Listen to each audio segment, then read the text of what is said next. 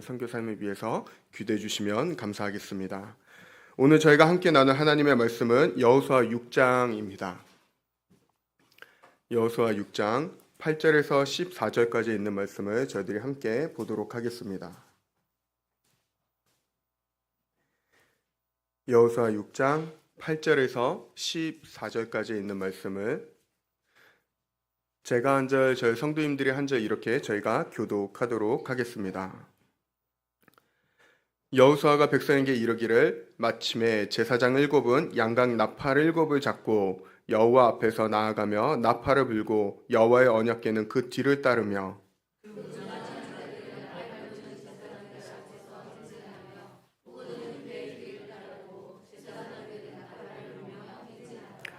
여호수아가 백성에게 명령하여 이르되 너희는 외치지 말며 너희 음성을 들리게 하지 말며 너희 입에서 아무 말도 내지 말라. 그리하다가 내가 너희에게 명령하여 외치라 하는 날에 외칠지니라 하고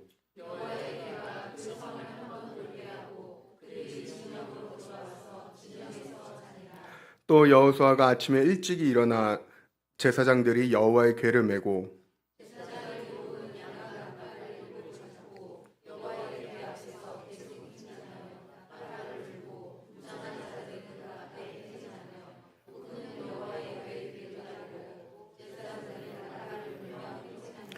함께 읽겠습니다. 그 둘째 날에도 그 성을 한 번 돌고 진영으로 돌아오니라. 엿새 동안을 이같이 행하니라. 아멘. 저희가 오늘 읽은 말씀은 8절에서 14절까지에 있는 말씀이지만 이 여호수아서 6장 전체의 내용을 가지고 저희 성도님들과 함께 말씀의 은혜를 나누고자 합니다. 오늘 말씀의 제목을 이렇게 한번 묵상을 하면서 적용해 보았습니다. 하나님의 침묵은 저희를 향한 그분의 또 다른 언어입니다. 라는 제목으로 오늘 저희 성도님들과 함께 말씀의 은혜를 나누고자 합니다. 시편 13편을 보면은 하나님의 침묵에 대해서 다윗이 굉장히 애통해하며 하나님께 간절히 부르짖는 그 마음이 거기에 절절히 이렇게 담겨 있습니다. 다윗의 입장에서는 자신이 굉장히 어렵고 괴로운 시간을 보내고 있어서 하나님께 제발 저의 얘기를 들어주십시오. 저의 마음을 들어주십시오. 저에게 응답하여 주십시오. 그 마음을 담아서 하나님께 계속해서 부르짖는데 하나님께서는 다윗에게 계속해서 침묵하시는 것입니다. 그래서 다윗은 하나님 도대체 언제 주님께서 그 입을 열어서 저에게 말씀해 주시겠습니까? 그러면서 그 마음을 닮아서 쭉 고백하고 있는 것이 바로 시편 13편의 내용입니다. 저희가 신앙생활을 이렇게 하다 보면은 하나님께서 저희들에게 말씀하실 때가 굉장히 많이 있습니다. 설교를 통해서 말씀을 해주시기도 하고 기도를 하는 도중에 저희의 기도에 응답해 주시기도 하고 그리고 예배를 드리면서 이렇게 예배 가운데 하나님께서 찬양을 통하여서 또는 누군가의 대표 기도를 통하여서 또는 그 여러 가지 방법으로 믿음의 사람들이 통하여서 그분의 음성을 저희들에게 들려주시고는 합니다. 그래서 저희는 하나님께서 우리에게 정말 다양한 방법으로 말씀하시고 그분의 음성을 들려주시는구나 그렇게 생각을 하는데 반대로 반대의 경우가 있기도 합니다. 어쩔 때는 말씀을 듣거나 기도를 할 때 뭔가 스폰지처럼 쭉 스폰지가 물을 빨아들이듯이 하나님의 말씀이 정말 귀에 잘 들어오고 기도도 그렇게 은혜가 되는지도 모르지만 어쩔 때는 희한하리만큼 아무리 말씀에 귀를 기울여도 말씀이 들리지도 않고 기도를 해도 마치 내 눈앞에 벽을 대고서 이야기하는 것처럼 답답할 때가 있고 정말 너무 좋은 목사님이라고 소문난 명 강의를 하신다는 목사님들의 설교를 들어도 최고의 설교를 들어도 그 설교가 누군가에겐 최고의 설교일지 몰라도 나에게는 전혀 들리지 않는 그렇게 굉장히 갑갑하고 답답할 때가 저희들에게는 찾아오고는 합니다. 그래서 저희는 그런 것을 가리켜서 하나님께서 침묵하고 계신다라고 표현을 합니다. 하나님이 나에게 말씀하시지 않는구나.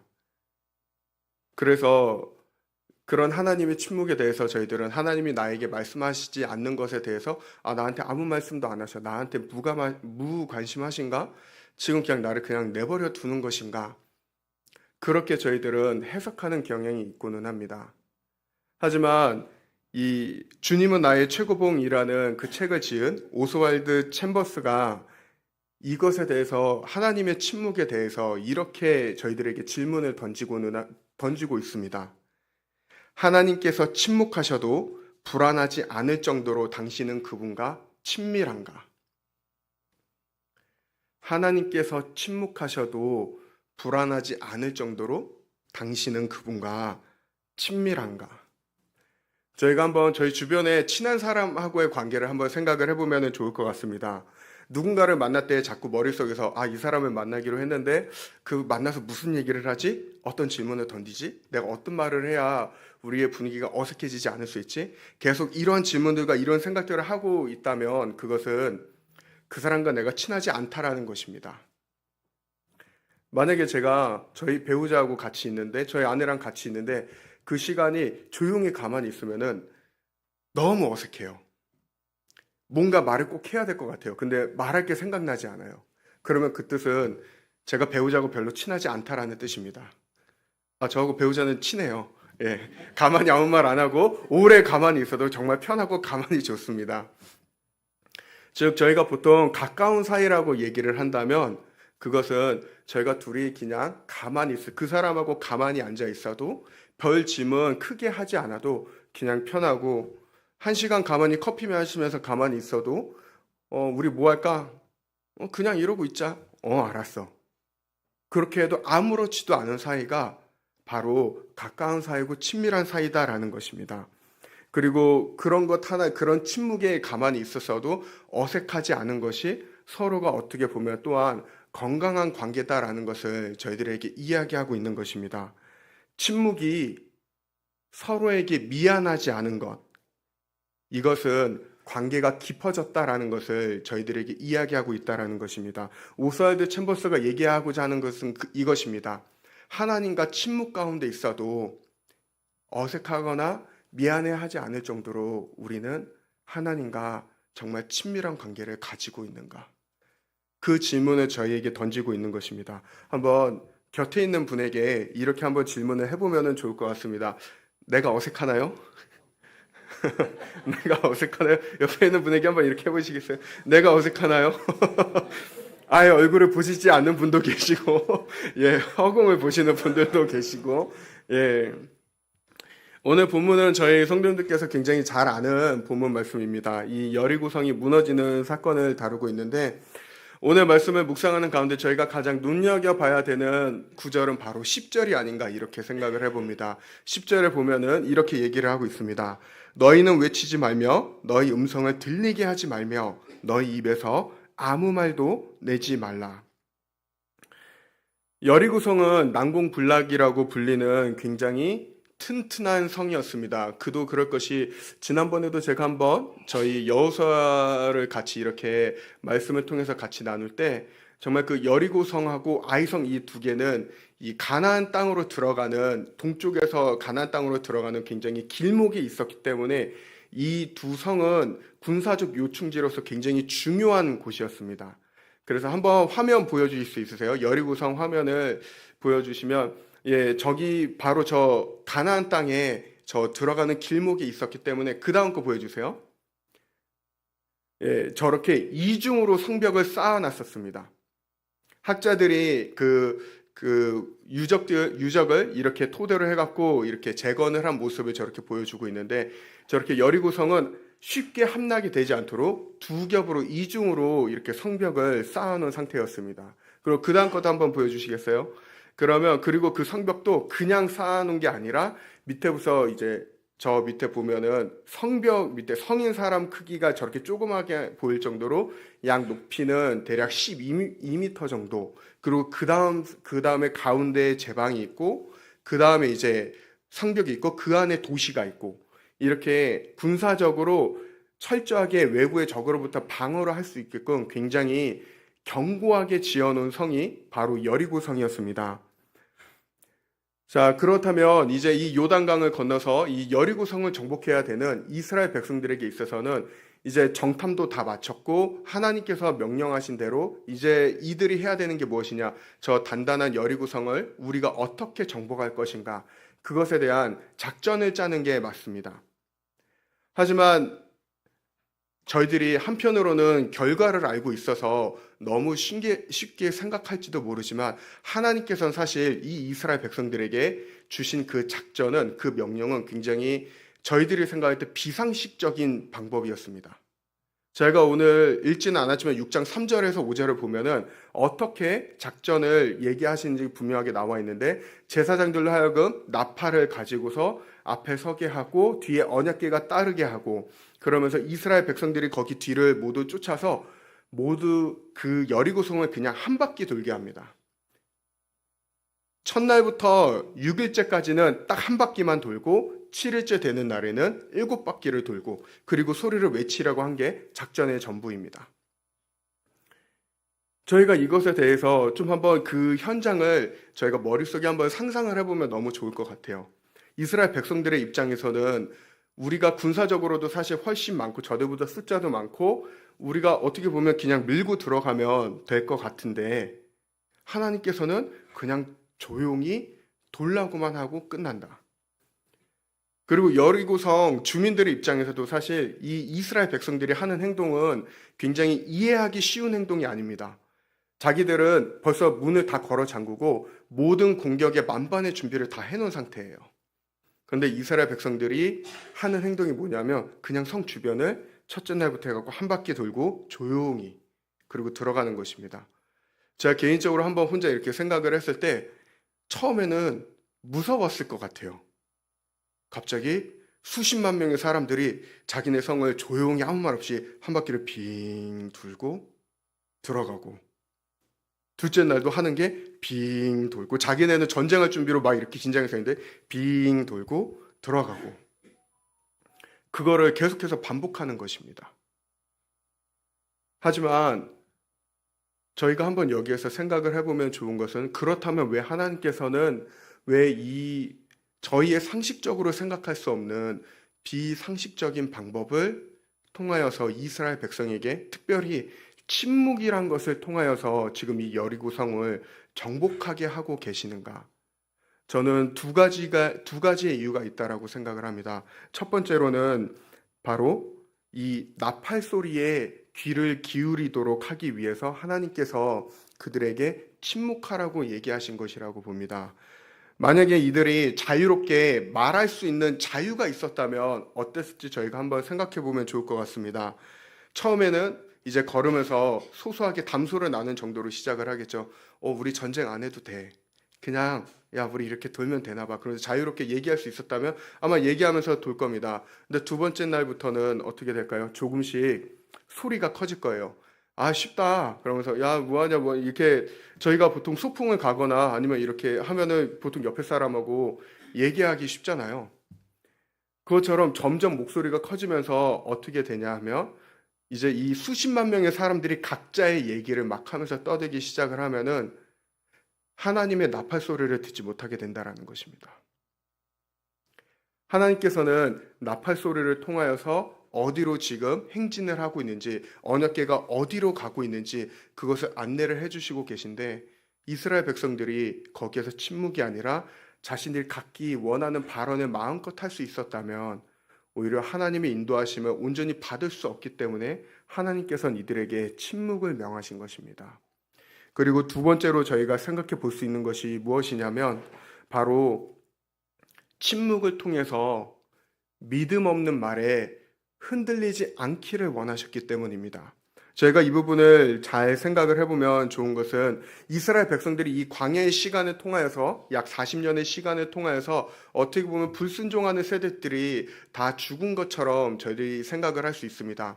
하지만은 출애굽기 12장부터 시작을 해서 저희가 그 말씀을 쭉 이렇게 살펴보면은 이 이스라엘 백성들 가운데서는 믿는 사람들도 있었지만은 믿지 않은 사람들도 거기에 포함이 되어 있다라는 것입니다.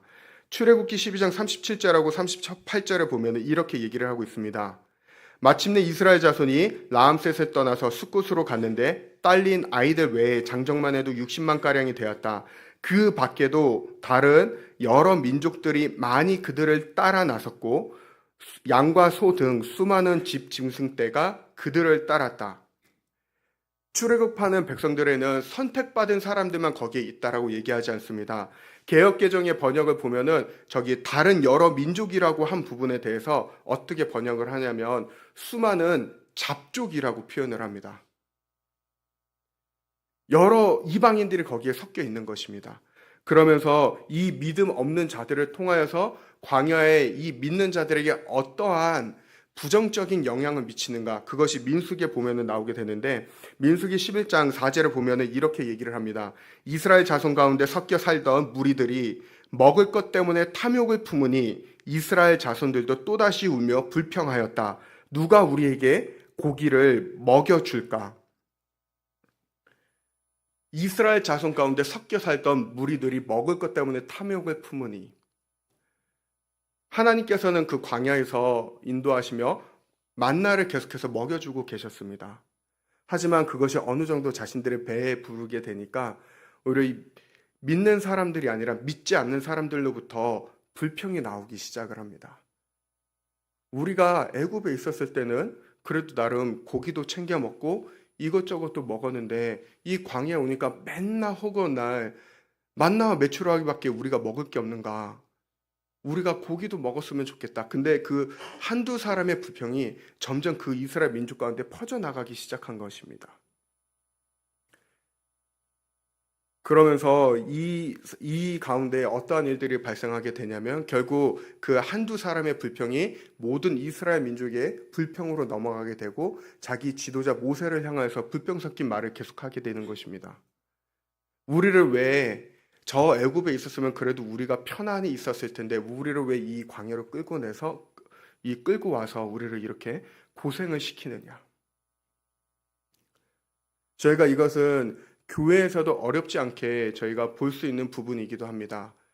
저희들이 하는 말이 유익을 끼치기도 하지만 저희 공동체 가운데 유익을 끼치지 않을 때도 덜어 있습니다. 저희들이 서로에게 내 삶 가운데 역사하셨던 하나님의 은혜를 간증을 통해서 고백을 하거나 감사를 고백하거나 그랬을 때는 저희 공동체 가운데 굉장히 선한 영향력을 미칩니다. 하지만 반대로 아니 저 사람은 왜 저렇게밖에 못할까?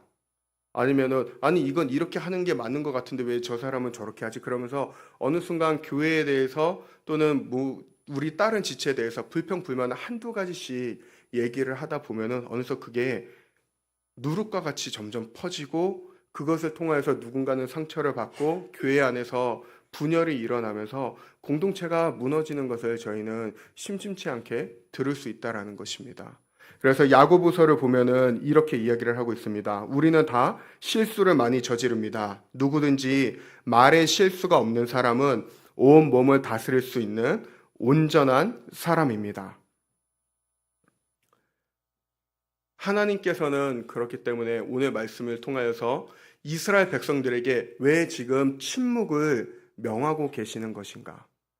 믿음 없는 자들의 말을 통하여서 그 가운데 정말 그 불평불만 또는 불순종의 그 악영향이 그 가운데 미치지 아니하도록 주님께서는 그것을 지금 막아주고 계시는 것입니다.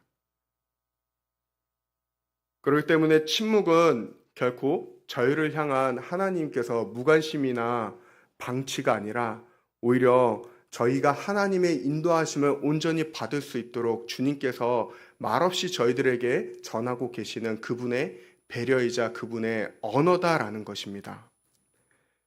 그리고 이 사실은 저희가 신약 성경에서도 분명하게 발견을 할 수 있습니다. 하나님께서는 자기 백성에게 침묵하실 뿐만 아니라 자기 아들에게도 침묵을 하셨다라는 것입니다. 예수님께서 정말 하나님의 그 음성이 너무나도 필요할 때 그 겟세마네 동산에서 마지막 십자가의 그 고난을 걷기 이전에 하나님께 간절히 부르짖으면서 정말 그 땀이 피가 되도록 부르짖었음에도 불구하고 하나님은 침묵하셨습니다. 하나님은 말씀하시지 않았습니다.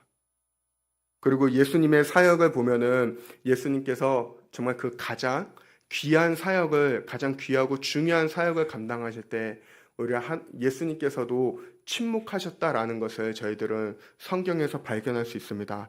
마태복음 26장에 보면은 26장 62절 63절을 보면은 이렇게 얘기를 합니다. 저희 같이 함께 읽어보도록 할까요? 시작. 대제사장이 일어서서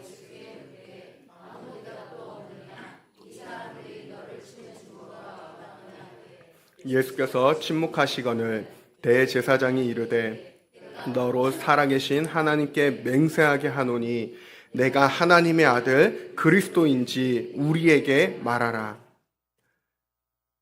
예수님께서는 저 대제사장의 질문에 가장 완벽한 답을 주실 수 있는 능력도, 거기에서 거짓을 얘기하고 있고 선동하는 자들을 벌을 내리실 수 있는, 심판을 하실 수 있는 능력도 충분히 있으셨던 분입니다. 하지만 그러한 가운데서도 예수님께서 선택하셨던 것은 바로 침묵이었습니다. 오히려 그 모든 무릎에 침묵으로 일관하시면서 예수님께서는 그 십자가의 사명을 감당하시기 시작하시는데 몇 마디의 말만 하십니다. 저희가 잘 알고 있는 가상칠언의 이야기도 있고 예수님께서 십자가에서 정말 필요한 말들만 이렇게 하시는 걸 볼 수 있는데, 주님 저들을 사하여 주옵소서, 자기들이 하는 것을 알지 못함이니이다. 그리고 자신에게 자신의 연약함에 대해서 고백하고 있는 한 강도를 향해서는 이렇게 얘기를 하시죠. 내가 나와 함께 낙원에 있으리라. 그리고 모든 십자가의 그 사명을 감당하신 후에 마지막에 하셨던 말씀은 다 이루었다라는 것입니다.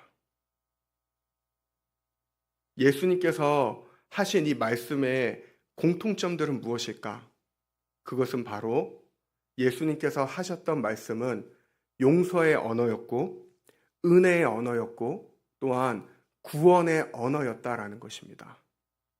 즉 이것을 통해서 저희들에게 주님께서 하시고자 하는 말씀은 바로 이것이다라는 것입니다. 저희한테 말을 하지 말라는 것이 아니라 믿음 없는 말을 삼가하도록 하여라. 그리고 믿음의 언어를 계속해서 선포하도록 하여라.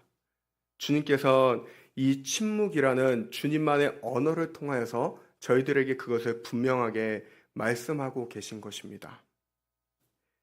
그러면서 이 여리고성에 대한 이야기를 묵상하는 가운데 주님께서 사용하시는 언어가, 하나님께서 그 침묵을 통하여서 우리에게 들려주시는 언어가 용서의 언어고 은혜의 언어고 구원의 언어라면 이 여리고성의 사건을 이렇게 볼 수도 있겠다는 생각이 들었습니다. 자기를 믿는 백성들에게는 침묵을 통한 온전한 순종과 믿음을 요구하셨다면 한편으로는 그 7일이라는 6일이라는 시간을 통하여서 여리고성에 사는 이 사람들을 향해서 침묵을 통해 구원의 길을 계속해서 열어주고 계신다라는 생각을 하게 되었습니다. 왜냐하면 이전에 2장에 보면은 라합의 입술을 통하여서 이 여리고성에 있는 사람들이 어떠한 마음을 가지고 있는지 분명하게 얘기하고 있다라는 것입니다. 너희가 이미 너희가 믿는 하나님이 그 애굽에서부터 우리 민족 가운데 이 땅 가운데서 어떠한 일을 행하였는지 우리가 모두 들었다. 홍해를 건널 때 어떠한 일이 일어났고 너희가 이 가나안 민족과 전쟁을 했을 때 하나님이 너희를 어떻게 이기셨는지 우리는 들었고 요단강을 어떻게 건너게 됐는지 우리 모두 그 사실을 들었다. 그래서 여기는 우리 모두가 너희를 두려워하고 있다라고 라합이 자기 입술을 통해서 이야기하는 것입니다.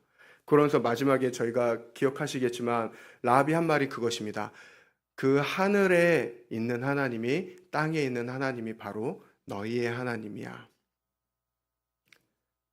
하나님께서는 이 여리고성에 있는 백성들에게도 이 침묵의 이 언어를 통하여서 너희는 이미 나에 대해서 내가 누군지를 들었다. 나에게로 다시 돌아오기를 바라는 마음으로 이 이스라엘 백성들을 통하여서 침묵을 통하여서 구원의 길을 계속해서 열어주시고 계시는 것은 아닌가. 왜냐하면 주님께서는 저희가 잘 아시는 것처럼 그 죄악이 만연했던 니느웨 성에 요나 선지자가 그렇게 가기 싫었어도 가서 딱 한마디 했을 때 모두 회개하라고, 이곳에 하나님의 심판이 임할 거라고 그 한마디 외치고 다녔을 때 니느웨 그 사람들이 모두 회개하면서 나오자 거기 있는 사람들을 모두 구원해 주셨습니다. 그런 구원의 하나님, 자비의 하나님, 은혜의 하나님이시라면 이 여리고 성을 향한 주님의 마음 또한 마찬가지일 거다라는 것입니다. 여기는 이 여리고 성의 사람들도 이방 민족이 아니라, 이방 민족이기 이전에 하나님은 저희가 기억해야 되는 건 배타적인 하나님이 아니시다라는 것입니다. 애굽에서 이미 나올 때 이스라엘 백성들만 추려서 나온 게 아니라 그 안에 같이 있던 민족도 하나님은 같이 함께 인도하셨습니다. 같은 은혜를 베풀어 주셨고 같은 자기 백성으로 삼아 주셨고, 라합도 그가 믿음을 가지고서 고백을 했을 때 라합과 그 가족들도 구원해 주셨던 것이 바로 하나님이시다라는 것입니다. 그렇기 때문에 사랑하는 저희 성도님들, 저희가 오늘 말씀을 통해서 하나님이 어떠한 분이신가 저희가 분명하게 다시 알았으면 합니다. 하나님의 침묵은 저희를 향한 무관심이 아니라 저희를 향한 그냥 이렇게 방치해 두는 것이 아닌 저희를 진실로 생각하시는 그분만의 배려이자 언어다라는 것입니다. 그 하나님께서 오늘 말씀을 통해서 저희들에게 두 가지를 분명하게 이야기하고 계십니다. 바로 첫 번째는 무엇이냐면 하나님의 침묵을 사모하라는 것입니다. 저희가 이 하나님께서 나에게 침묵을 하실 때 사실 이 시간이 얼마나 갈지를 모르기 때문에 굉장히 답답해하기도 하고, 또는 나의 계획과 나의 뜻대로 뭔가를 굉장히 진행하고 싶을 때가 굉장히 많이, 그런 유혹을 많이 저희들이 받게 됩니다. 하지만 하나님께서는 오늘 분명하게 저희들에게 전하고 계십니다. 나의 침묵은 너에 대해서 내가 가만히 있는 것이 아니라 나는 너에게 또 다르게 나의 뜻을 분명하게 전하고 있는 것이다. 그래서 특별히 저희가 이 하나님의 침묵을 사모할 때 새벽 시간에 하나님께 나아가는 저희가 되기를 소망합니다. 왜냐하면 오늘 본문 말씀에 보면은 12절하고 15절을 보면은 이렇게 얘기를 하고 있습니다. 여호수아가 아침에 일찍이 일어나니, 그리고 15절을 보면 이렇게 얘기합니다. 일곱째 날 새벽에 그들이 일찍이 일어나서, 이스라엘 민족에게 있어서 이 새벽은 하나님의 구원을 경험하는 시간이었습니다. 홍해가 갈라졌던 시간도 새벽 때에 갈라졌습니다. 요단강이 갈라졌을 때도 새벽 시간에 갈라졌습니다. 오늘 저희가 대면하고 있는 이 여리고성이 무너지는 시간대도 저희가 읽지는 않았지만 15절 뒤쪽으로 쭉 보면은 언제 이 역사가 일어나게 되냐면은 바로 새벽 때에 일어난다라는 것입니다. 새벽에 일찍이 일어나서 7바퀴를 돌고 그들이 성을 향해서 함께 함성을 외쳤을 때 여리고성이 무너졌다라는 것입니다. 그렇기 때문에 사랑하는 성도님들, 저희가 새벽을 깨워서 그 고요한 시간에 그 침묵 가운데 하나님과 깊이 교제하는 저와 여러분들이 되기를 소망합니다. 박리부가 사모님은 그래서 그분의 간증에서 이렇게 얘기를 합니다.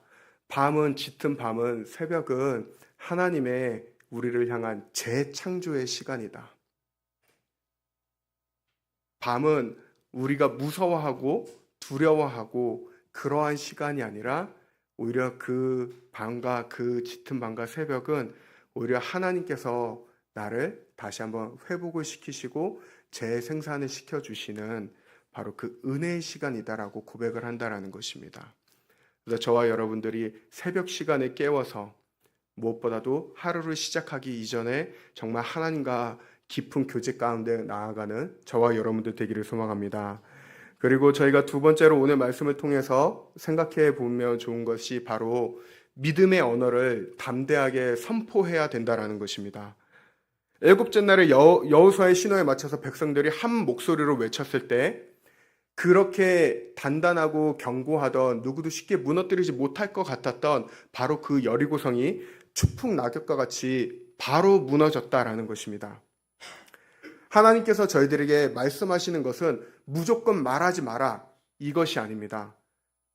하나님께서 이 말씀을 통해서 저희들에게 분명하게 알려주시고자 하는 것은 믿음 없는 말을 삼가하고 믿음 있는 그 믿음의 말을 너희는 너희의 삶 가운데 담대하게 선포하라는 것을 분명하게 저희들에게 전해주고 계신다라는 것입니다. 무너지지 않을 것 같은 세상을 향해서, 무너지지 않을 것 같은 직장을 향하여서, 나의 가정을 향하여서, 그 마음이 강팍해서 결코 열리지 않을 것 같은 그 믿음 없는 사람들을 향하여서 저희들이 믿음을 가지고 담대하게 믿음의 언어를 선포할 때 하나님께서 그 가운데 역사하신다라는 것입니다. 그래서 여호수아 6장 2절을 보면 하나님께서 여호수아에게 이렇게 분명하게 얘기를 하십니다. 내가 여리고와 그 왕과 용사들을 내 손에 넘겨주었다. 넘겨주고 있다가 아니고 넘겨줄 것이다가 아닙니다. 이미 완료형입니다. 이미 너의 손에 나는 그들을 모두 넘겨주었다. 그리고 그 믿음의 선포를 예수님께서도 제자들을 향하여서 분명하게 하신다라는 것입니다. 담대하라, 내가 세상을 이기었노라. 내가 이길 것이야가 아니라 이미 이기었고 그 이긴 능력과 권세를 바로 그분을 믿는 저희들에게 넘겨주셨다라는 것입니다. 그럴 때 사랑하는 성도님들, 저희들은 바로 세상을 이기신 예수 그리스도의 능력을 힘입어서 살아가는 그분의 제자임을 믿으시기 바랍니다. 그래서 눈앞에 벌어지는 상황이나 내 눈앞에 가로막고 있는 장애물들이 견고하게 있는 것처럼 보여도 오히려 그 가운데 하나님의 뜻이 무엇인가를 주님과의 둘만의 시간을 통하여서 정말 간절히 간구하며 그 주님의 침묵을 사모하시기 바랍니다. 정말 주님이 아무 말씀하지 않으셔도 그럼에도 불구하고 주님이 나와 함께 하신다는 그 친밀감이 들 정도로 주님과 깊은 교제 가운데 나아가시기 바랍니다. 주님은 반드시 그분의 때에 정말 믿음을 가지고 나아가는 저희들의 발걸음을 통하여서 그분의 뜻을 이루어 주실 것입니다. 그리고 또한 세상에 정말 무엇보다도 그 어떠한 권세도 권력도 우리를 넘어뜨릴 수 없다라는 것, 주 안에 있는 저희들을 넘어뜨릴 수 없다라는 것을 분명하게 믿으시면서 담대하게 믿음의 언어를 필요한 곳에, 주님께서 원하시는 곳에 담대하게 선포하시기 바랍니다. 하나님께서는 저희들의 그 선포를 통하여서 하나님의 나라와 영광이 이 땅 가운데 온전히 임할 수 있도록 주님께서는 그 일을 이루어 나가실 것입니다. 자, 그래서 저희 곁에 있는 분들에게 이렇게 저희들이 한번 격려했으면 좋겠습니다. 하나님은 침묵을 통해 당신과 친밀해지기 원하십니다.